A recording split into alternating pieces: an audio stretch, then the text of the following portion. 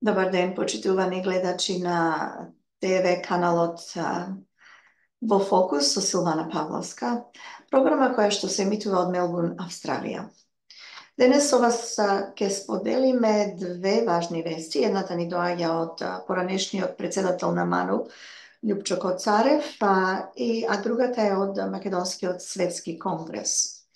Првин ќе се осврниме на она што го напиша професор доктор Љупчо Коцарев, сега поранешен председател на МАНУ.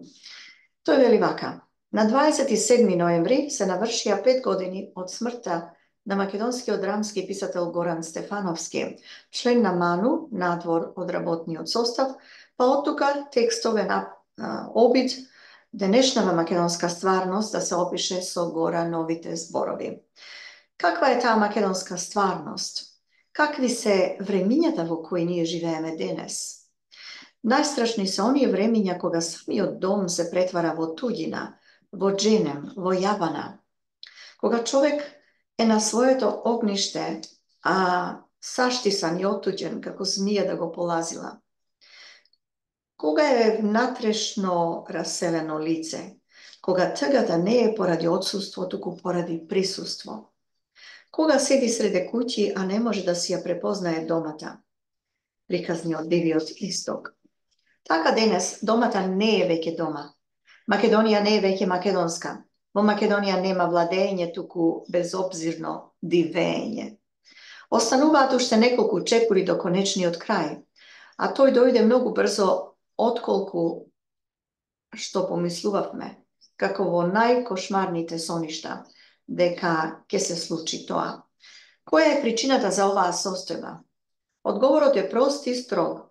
Недостигот од лидерство, непознавањето на основните геостратегиски принципи и алчноста и сервилноста на нашите политичари од една страна и неслогата и омразата меѓу македонците од друга страна. Поделбата на патриоти и предавници, леви и десни, демократи и автократи, националисти и либерали, иако со текот на времето стануваше се позаматена, левите станаа десни и обратно, во комбинација со алчноста и сервилноста на нашите политичари, направија раздор во македонското етничко ткиво, а Македонија стаса до својот екзистенцијален крај. Цитирам: иднината никако да дојде, минатото никако да си отиде, а ние овде глумиме сегашност. Од тетовирани души. Тоа што македонците се принудени да глумат сегашност во својата држава, претворена во туѓина, во дженем, во јабана, тоа е последица на денес се купува и продава. Дури она кое луѓето мислат нема цена. Тоа обично е и најевтино, ова е од диво месо. Благодарение на македонските неразумни и неуки политичари, пред очите на народот во добро спакуван целофан се продаде светото, нашето се, вековно чуваните и негувани реликвии, македонската државност, македонскиот идентитет и македонскиот јазик. А на македонските политичари, што ги продадоа и предадоа овие свети за македонските реликвии, државноста, идентитетот и јазикот, и за причината поради која тоа го сторија, пристапните преговори за полноправно членство во ЕУ, Горан повторно им праќа одговор. Цитирам: да знаев какви ќе излезете, ќе ве издркав во чаша. Бави младоста, се ќе запустите, не признавате ни ѓавол ни Бог, немате ред ни во главите ни во телата. Се на своја рака, со првиот ветер, како муви без глава. Мислите се што лета се јаде. Европа без ве бара и се прди на Европа за вас. Воздивнувате по Германија, а таткото што ги изгубил нозете за вам да ви направи куќа е помија што не знае два и им пречи на европјаните да прават кариера. Не знаете да се чувате, живеете на вересија, ќе загинете по некои дупки, ќе ве изедат пајажини, името ќе ви се запусти, трага од вас нема да остане. Солзи немам да ви исплачам колку сте за тажење, ова е од диво месо. За да не бидеме, како што вели Горан, осудени да живееме во состојба на пропаѓање. Не на пропаст, да се разбереме. Пропаста е дефинирана состојба. ни на благосостојба од која сте далеку, туку на постојано и постојано пропаѓање во истите дупки на ист начин, повторно и повторно, упорно и тврдоглаво, од диво месо повторно. Треба барем еднаш да извлечеме поука и некакво искуство од сегашноста. Сегашниот изборен модел и моделот на формирање извршна власт веќе со години ги покажуваат слабостите, едно еродирање на демократијата, етноцентризам и трибализам, две дивење, а не владење. 3. Дивење што всушност се реализира преку 2 етнопарламентарни процеса. 4. Етнодиференцијација. 5. Доминација на малцинството над мнозинството. 6. Фрагментација на општеството. И 7. Девалвација на системот на вредности. Меѓутоа, во партиската хегемонија, длабоко испретплетување на партиската припадност, семејните врски и клиентелизмот и губењето на привилегиите и удобностите на двете победнички партии нема самите по себе да исчезнат. Жетта за власта преку неа акумулирањето на неограничена моќ, што всушност во Македонија е една од основните цели на владењето, ги уништува сите обиди за промени, дури кога тие водат до подобрување на состојбите во Македонија.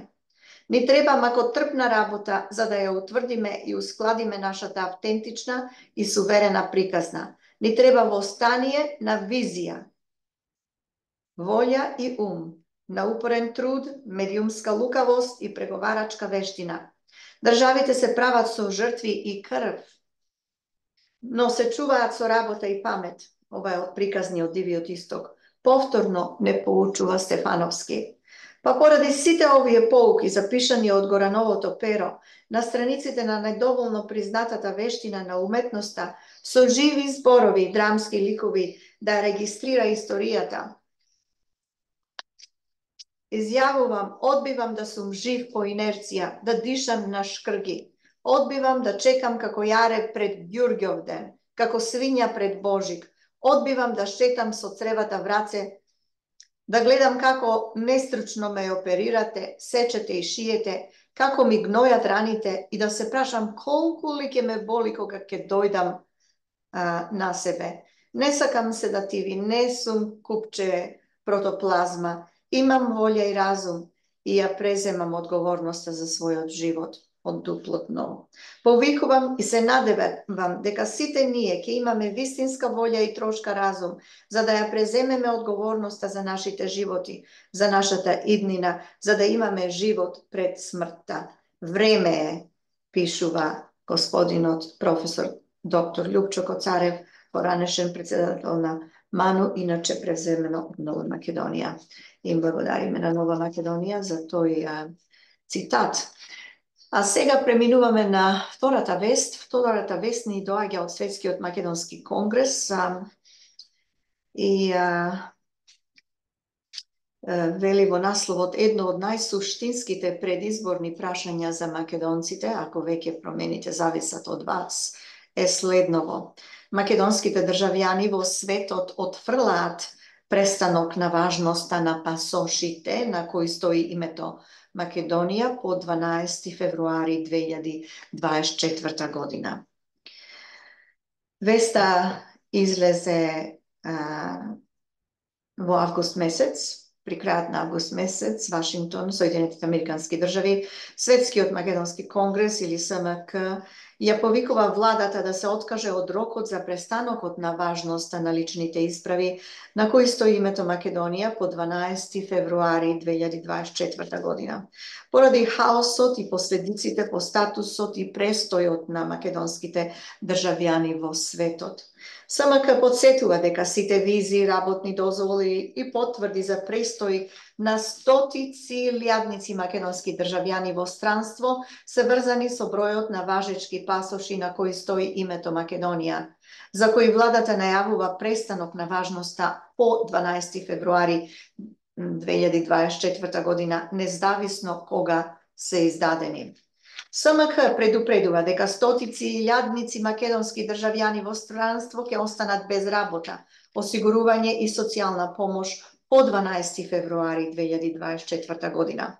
СМК апелира до владата да се откаже од рокот за важноста на пасошите и по итна постапка да предложи престанок на важноста на членот 3 од Законот за изменување и дополнување на Законот за патните исправи на државјаните на Република Северна Македонија. Службен весник на Република Македонија број 122 од 3 јуни 2021 година, кој гласи: патните исправи кои го содржат надписот Република Македонија, издадени до денот на започнувањето на примената на овој закон, 1 јули 2021 година, ќе важат до истекот на рокот на важење кој е наведен во патната исправа, но најдоцна до 12 февруари 2024 година.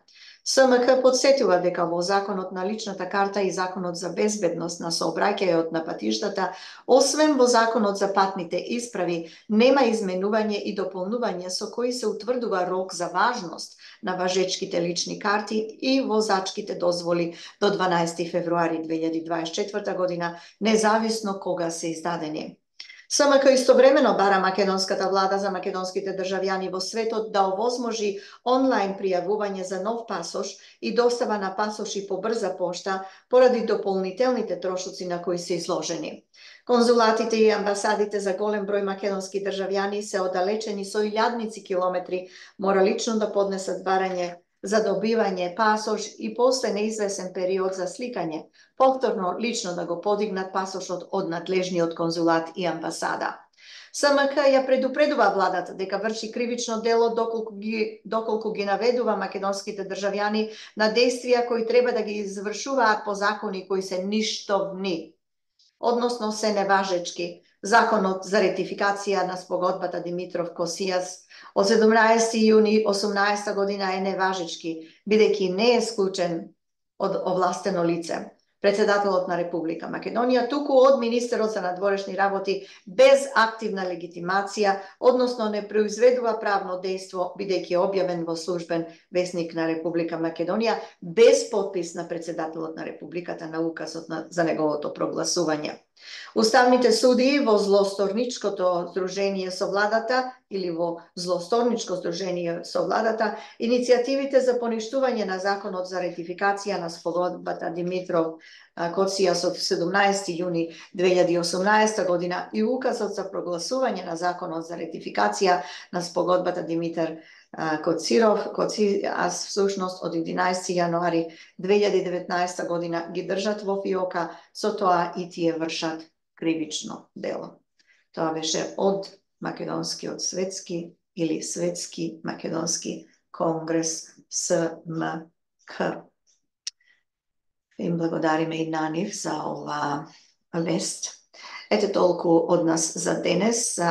Од наредните неколку часови планираме да обавиме разговор со Драгана Спасевска околу една иницијатива која што се води во Македонија, каде што ќе апелираме до вас за вашата поддршка, морална и финансиска, така да следете нашата следна емисија на Во Фокус со Силвана Павловска. Јас ви благодарам за вашето внимание и се гледаме наскоро. Довидување.